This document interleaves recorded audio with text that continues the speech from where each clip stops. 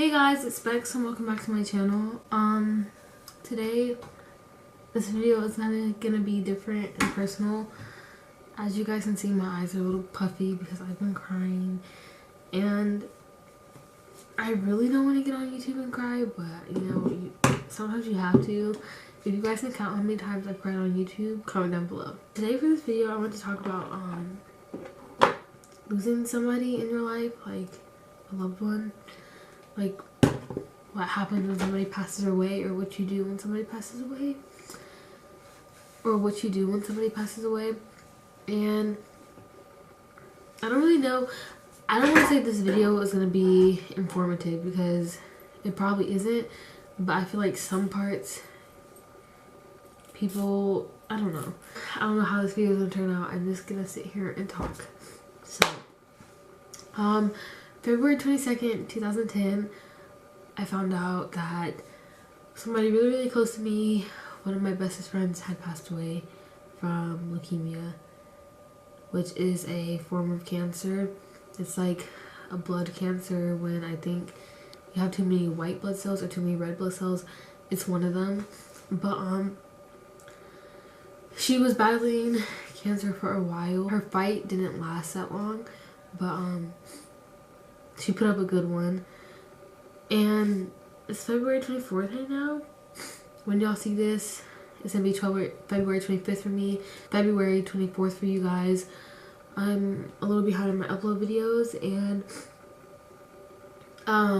I just been feeling kind of out of it for these past few days, so I haven't like pre-filmed, and I'm like behind. So this is kind of like recent, like right now in the moment. So obviously 2 days ago marked the 9-year anniversary of her death, and for some reason this anniversary has been like the really tough one for me.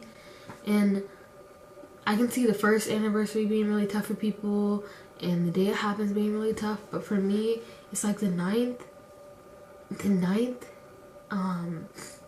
anniversary is like hitting me like so hard. And I don't know what the significance of the number 9 is supposed to be in this. Like, she was 9 years old when she passed. It's 2019, but like for some reason this year has been a slap in my face when it comes to her. Earlier this year in like September, it was kind of tough for me around her birthday, but then like I got a sign from one of my friends that I'm friends with now. I had been like, a lot had been on my mind, and I had been wondering like if her family was doing okay. And then I met a friend that I'm friends with now that knew her family like after I had left Texas, and she was like, they're doing really well. So like that kind of like lifted something off of me. But like this, I don't want to say this whole year because it's like the new 2019, but like this whole cycle of year has been like really tough when it comes to her innocence. Oh my gosh, I'm already crying. It's like, chill child, okay? Sorry. 2 days ago,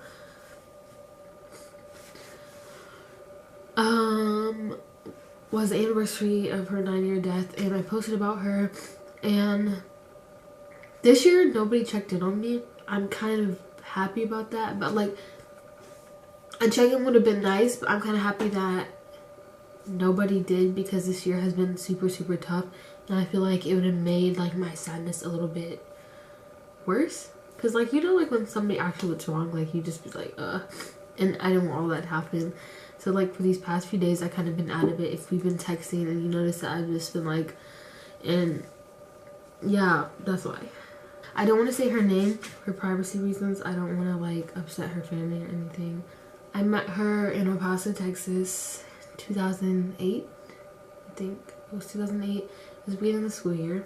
That summer I had been living in a hotel because I'm a military child, and we move around a lot, and I didn't have a house yet.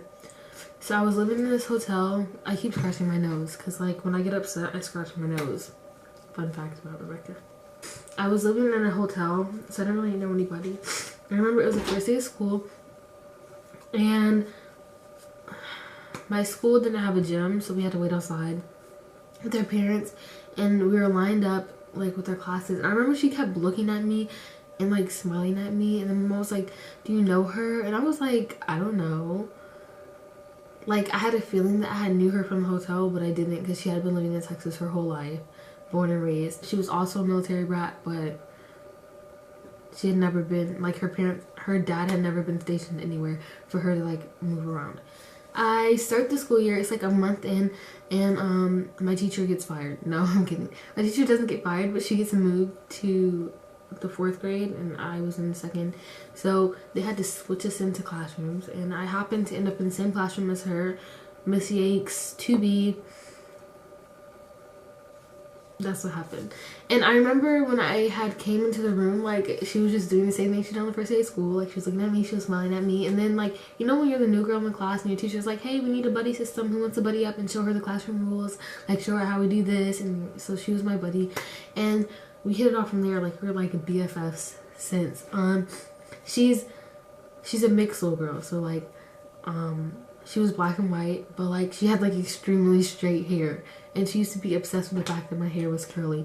And her sister got the curly hair. And, like, she got the straight hair. So, like, she's obsessed with the fact that my hair was curly. So she had, like, a really bad habit of, like, always touching my hair. Thinking about her now, and since it's been so long, like, I don't even remember the sound of her voice. Like, I don't remember how she used to talk. I know she used to have, like, a really soft voice. And I know, like, she had, like, a sweet sound in her voice.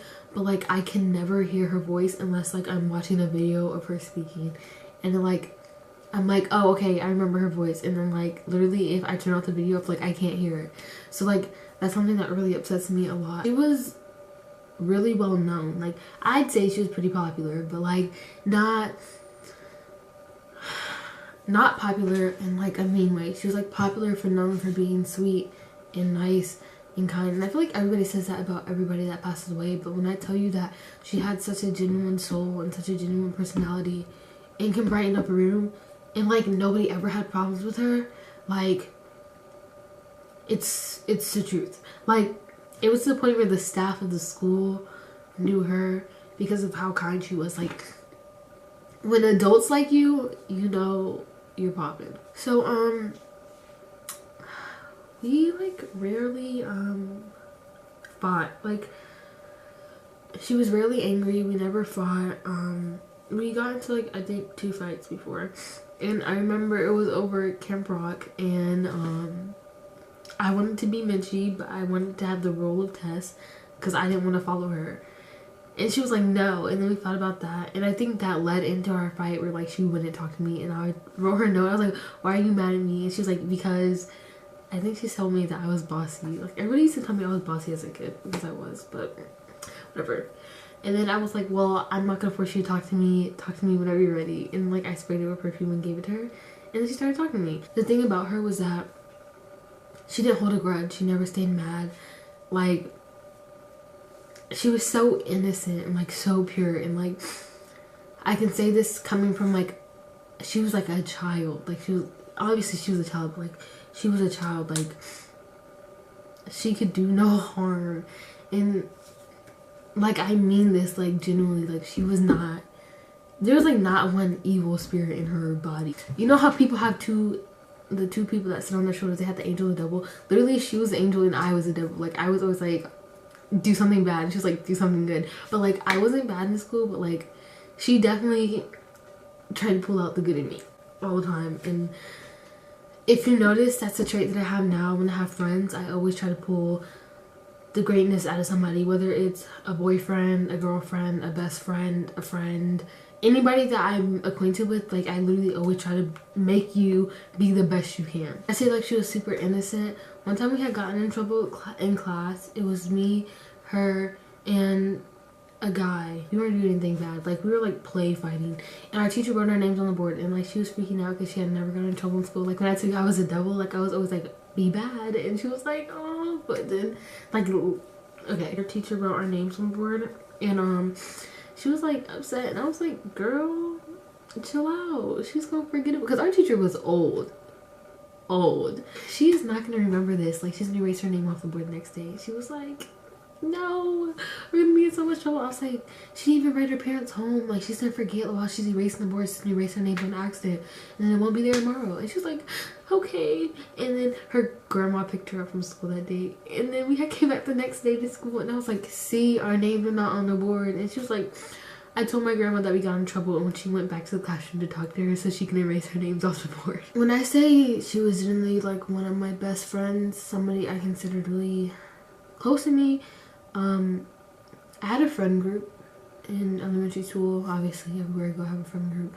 But she was one of those friends, like, you know when you have a friend group and then you have a friend that you hang out individually with, that you have like a really close bond with.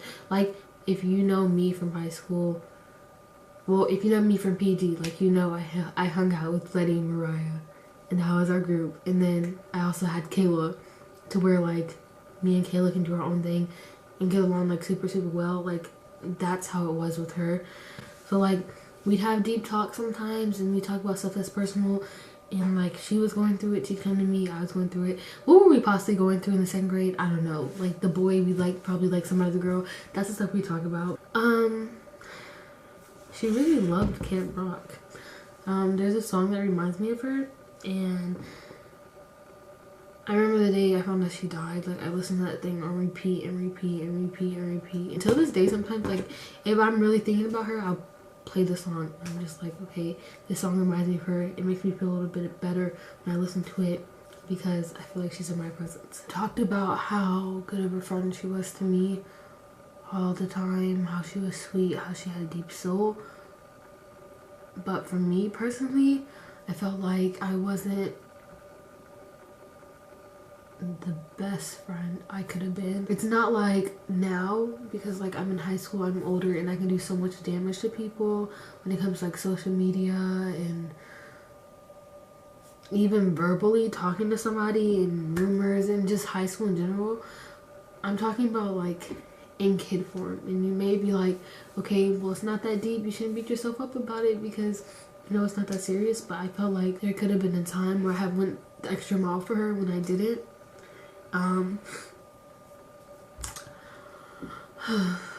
The last time I saw her, spoke to her, I didn't want to. And you may think that like I didn't want to because I was scared and I was nervous and I felt bad, but that wasn't the reason. I didn't want to speak to her just because I didn't want to. I was just being like a bitch that day. I just did not want to get out of the car and speak to her. I had pulled up that day to pick my sister up from the YS. It's like the youth center for like military children. You don't know, you don't know. I don't know how to explain it, but we had went to pick my sister up and my sister came to the car and she's like, oh, your friend's inside. And I was like, okay. And my mom was like, what do you mean okay? Get out the car and speak to her. And I was like, I don't want to. My mom was like, Rebecca, get out the car and talk to her. From my stance, it was that she had moved school. So like at this point I was in the 3rd grade and we had not like cross country season was over, and I hadn't seen her for a while. So like I was like, okay, like I hadn't seen her since like November ish, and it was like I think mid-January, early February. I got out the car and I went inside, and I remember she had this pink scarf around her head, and it was obviously to cover up that she was like bald, and she was wearing it. And like when she saw me, like her face lit up and she was like, oh my gosh, Becca, like I miss you so much. And like she was just talking, and it was like I had nothing to say to her. And it makes me so mad because there's so much I could have said. I could have asked her how she was doing. I'm pretty sure I did, but like my first instinct wasn't to be like, how are you feeling? How are you doing? Are you getting better? It was just, I had like this mindset, like in my head, like I just knew that like her cancer was gonna go away. I like had a feeling that she was just gonna beat it. Like the fact that she had cancer really didn't faze me. And she had asked me if I saw her on the news, because she had did like this news report about like her cancer, and like she talked about it, and she was like so excited, and I was like, no, I didn't see it. And then she okay, so like when I tell you I was the only kid in the 1st grade to have in the 2nd grade to have a cell phone, I was the only kid. So then she had pulled out her phone. She was like, I finally got a phone. And I was like, oh my gosh, really? Give me your number. And she's like, okay, text me. And I put my number in her phone, and she texted me, and had this stupid track phone. I think I still have it. Okay, I can't find it right now. But it was this rinkety old track phone, Walmart track phone that my mom had got because she had broken her razor, and then she gave it to me. And yeah, but the thing about the phone was that like certain numbers I couldn't text back, so it wouldn't allow me to text her first or text her back. And I remember she had sent me the message, hey, and I couldn't even reply to it or respond to it because the stupid phone wouldn't let me text her back. And I remember I tried to text her off my mom's phone. I tried to put the area code in front of it. I tried the 703 area code. I tried the 915 area code. I tried the 1-800 area code. It would not let me text her. I remember I was like so pressed about it, but like I'm judging myself so hard because it's just like I know I could have done more, but like I would have, if I really wanted to talk to her, I would have found a way. Like, I'd have been like, hey mom, can you get in contact with her dad so I can talk to her? So let me rewind to like how we found out she had cancer, because I obviously did not meet her with cancer. It was summer after 2nd grade, and we started to practice for cross country and do cross country together. And I remember she used to complain about her stomach hurting all the time, and I was just like, oh my gosh, stop being an attention whore, because I was an attention whore, and I was like, there can't be two, okay? There can't be two. I used to always be like, my stomach hurts, I can't run, my stomach hurts, I don't feel good. Then like there was like problems with her skin, so they decided to take her to the doctor. And I remember the doctors couldn't really figure out what it was, and she was like in the hospital for a while getting a lot of tests done. And then they finally found out that she had cancer. And I remember she had stopped running cross country for a while, and then she had came back, and we're like, oh my gosh, like we're so happy to see you. Yes girl. And we're like, whatever cold you have, like it's gonna be okay. And then like the next time she came, like we found out she had cancer. We're like, okay girl, we're praying for you, we're running for you, everything we do is for you. So we started wearing I still have this. We started wearing these, and they were orange. This is so dingy and so dirty because I used to wear this every day. I wore this every day after she died. I would not take it off. I used to fight anybody that made me take it off. No, I wasn't taking this off. It's like so dingy. It says hope, faith. And the other side, I have another one that says hope, faith, courage, strength, because that was like our motto for her. Like, that's what we're gonna do. I found the phone I was talking about. Look at this rinkety thing. This is a phone that would not let me text my friend back. It's like compared to this, like what? The first day she came back to practice from the hospital, like we were all like, oh my gosh, you're here. But then they told her that she couldn't run, and like she was like super upset because like track cross country was her life. Her dad was a cross country coach and track coach. She lived for running, like that's what she loved to do. She was actually the one that was like, I want you to run cross country with me, so that's why like my mom signed me up. Then she started to go through treatment and have to get chemo, spinal taps, bone marrows, etc. And then she had to cut her hair, and I remember it was like a whole big thing. She didn't want to cut her hair, like she was super sad, and her dad was like, you know, you cut your hair, I'm gonna cut my hair, and everybody's gonna cut their hair. So she shaved her head, her dad shaved his head, shaved his beard, her brother shaved his head, and her sister didn't want to cut her hair off, so she cut like 5 inches off. Like her hair was like down to here curly, and then she cut her hair like up to here curly. Came to our cross country meet the weekend after she shaved her head, and she was wearing a hat, and she like they're like, okay, so she just got her hair, she's still a little self-conscious, guys, gas her up. And when I tell you I am so extra, y'all, I'm so extra, okay? So she was giving us wristbands, not wristbands, she was giving us like these tapes that we put on her thing, and she was writing A's on it. So like we were running for her, and like we represented her. So she freaking had a little purple hat on. I remember she had on. I was like, I was so blunt as a kid. Like, I was so, this is something I'd never say now. But I looked at her, I was like, can you take your hat off? And she was like, I don't want you to see my hair. And I was like, take it off. And then she took it off, and I was like, I was like, girl, you look like one of the girls from Real Housewives of Atlanta. All you need is some earrings and then you look fly. And then mom was like, Rebecca. And I was like, what? And then she started laughing and she was like, thank you. And like, then she didn't wear her hat for the rest of the day. Like, she was just like, okay. Like, I shake my head. The way I found out that she passed away wasn't really the best way.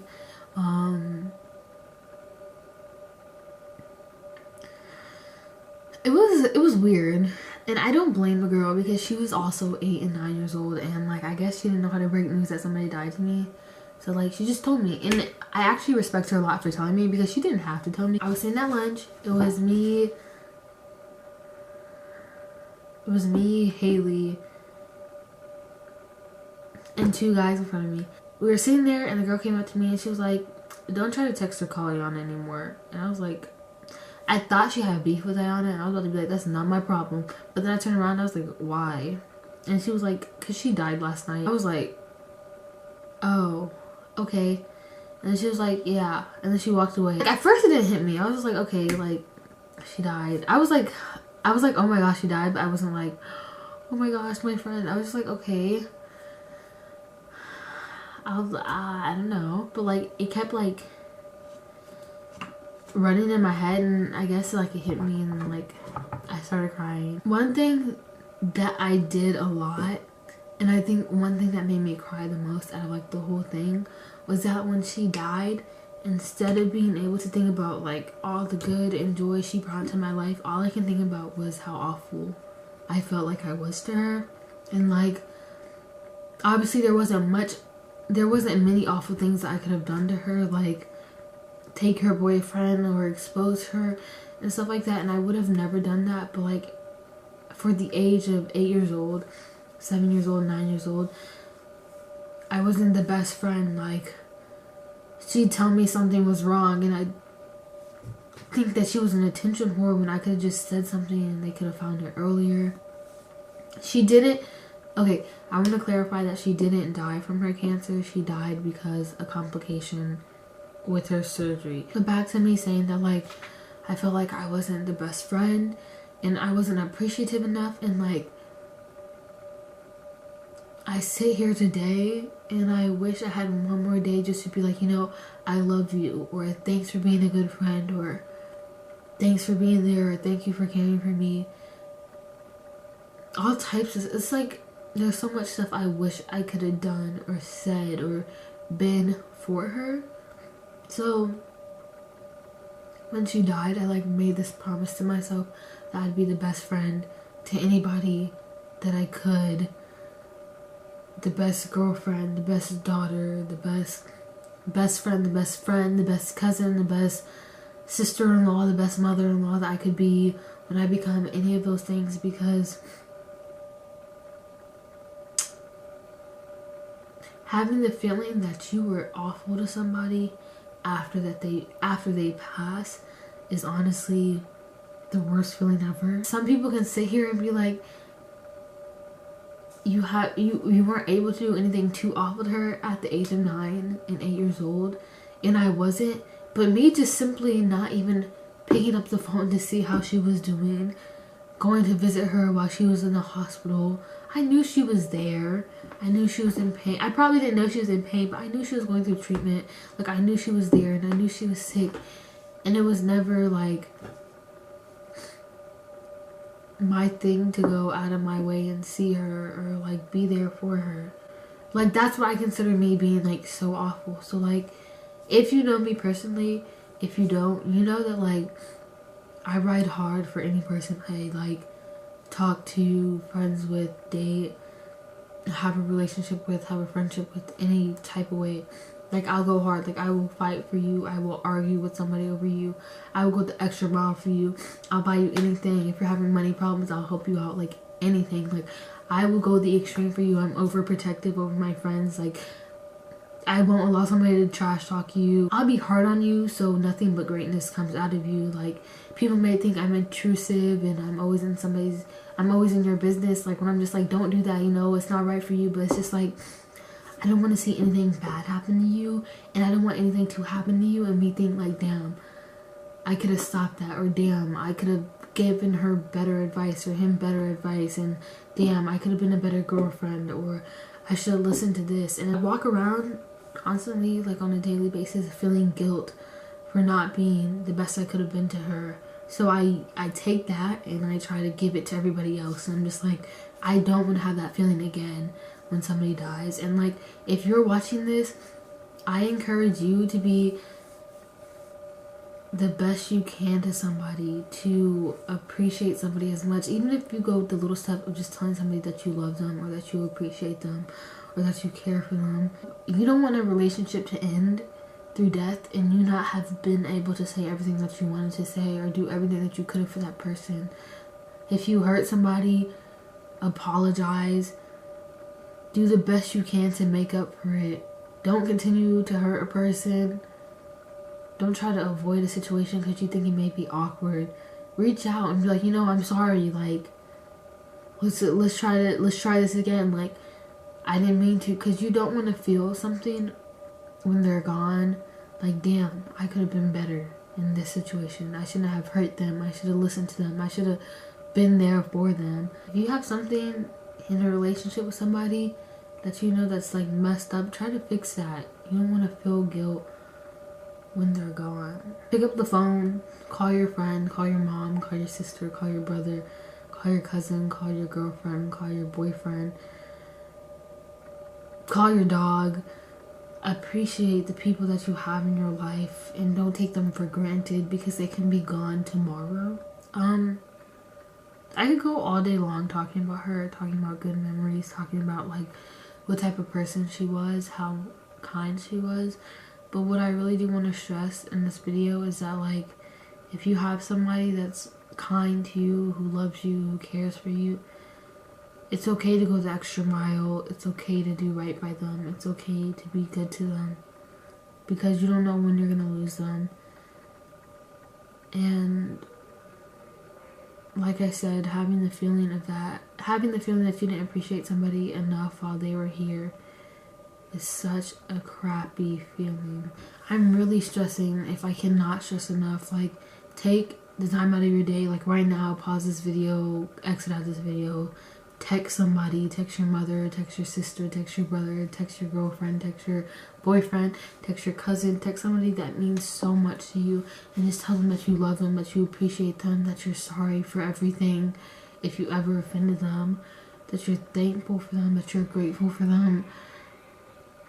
Express so much gratitude, because you don't know when's the last time you can speak to them. I really want you to know, if I could say this to you in person, that I appreciated you and I loved you and you were an amazing friend.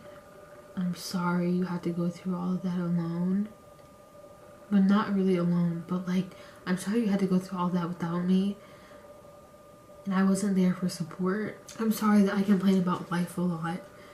Now, like when I say, who's gonna love me, who's gonna treat me right, who's gonna be there for me, when you didn't even get the chance to experience that, I'm sorry that I complain about stuff that's so little when you didn't get to live your life that long. Thankful for you teaching me the qualities of a friendship, the qualities of a relationship, the qualities of mother and daughter, daughter and father, brother and sister, sister and sister. On this 9-year anniversary of your death, I love you. I'm sorry. Thank you for everything. I couldn't have asked for a better best friend. If you ever struggled with the loss of somebody that you love, or a family member, a friend, girlfriend, boyfriend, mother, father, sister, brother, cousin, grandmother, great-grandmother, grandfather, great-grandfather, anybody important to you, tell me about it down below. Tell me your story. Thank you guys for taking the time out of your day to watch this. I love you guys so much, and peace out, skater dudes.